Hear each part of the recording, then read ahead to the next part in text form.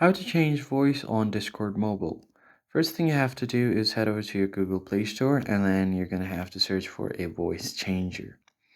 Here on your voice changer, after you've downloaded it, just open up the app.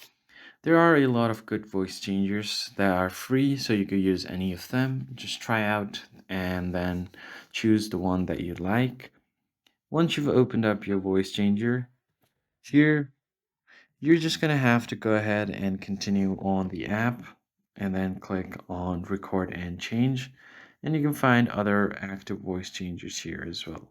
Now you can record any voice you want here. And after you've done that, you can send it to your Discord chat.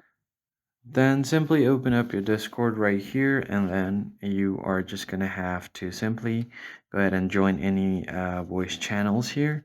Then you can change your voice easily. And if you want to send a pre-recorded voice as well, then you can do that as well. Tap on this plus icon, and then you will be able to attach a file here, the voice file, and you should be good to go. That's it for this video. I hope it was helpful. I'll catch you on the next video.